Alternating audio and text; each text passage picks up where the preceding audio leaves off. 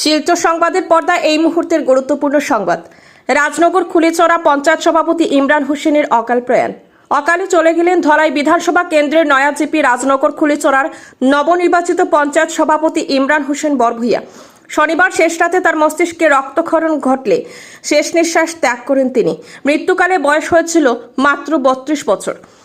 রাত্রে মস্তিষ্ক রক্তক্ষরণ ঘটলে সঙ্গে সঙ্গে শিলচর এক বেসরকারি হাসপাতালে নিয়ে যান পরিবারের লোকরা, তবে শেষ রক্ষা আর হয়নি। হাসপাতালে পৌঁছলে তাকে মৃত ঘোষণা করেন চিকিৎসকরা। তার অকাল মৃত্যুতে ভাগা অঞ্চল সহ পরিচিত মহলে শোকের ছায়া নেমে আসে। ইমরান হোসেন তার আচার ব্যবহারে এলাকার সবার মন জয় করেছিলেন। অমায়িক ব্যবহারে সবার প্রিয় ছিলেন তিনি। ব্যবসায়ের পাশাপাশি তিনি রাজনীতির সঙ্গেও জড়িত ছিলেন। কংগ্রেস কর্মী তথা প্রতিষ্ঠিত ব্যবসায়ী ইমরান হোসেন রাজনগর খুলিচরা জিপির প্রথম সভাপতি হিসেবে মনোনীত হয়েছিলেন।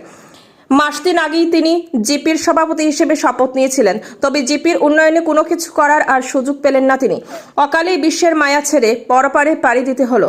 প্রয়াত ইমরানের জীবনের শেষ অনুষ্ঠান হিসেবে অংশ নিয়েছিলেন ধলাইয়ের মাতৃভূমি ফুটবল কাপের অতিথি রূপে।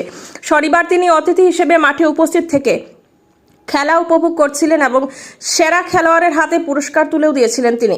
তার মৃত্যুর খবর শুনে বিশ্বাস করতে পারছিলেন না মাতৃভূমি সভাপতি শীতাংশু দাস।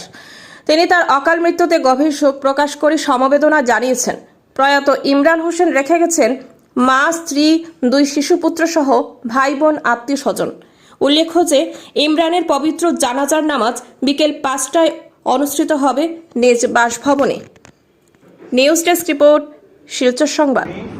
ইমরান হোসেন বরভূঁইয়া রাজনগর খুলিচরা গাঁও পঞ্চায়েতের একজন মাননীয় সভাপতি হিসাবে ঈশ্বরের নামে শপথ করছি যে আমি ভারতের সংবিধানের প্রতি সত্যনিষ্ঠা ও আনুগত্য পালন করিব এবং আমার উপর অর্পিত দায়িত্ব যথাযথভাবে পালন করিব।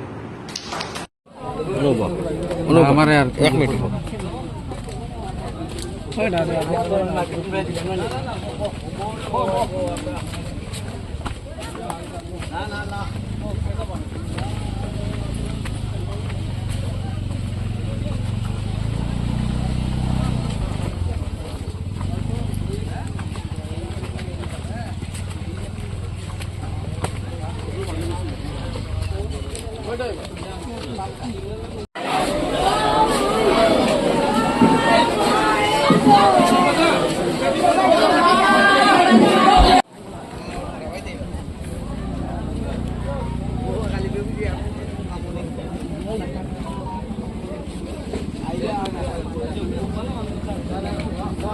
ওরা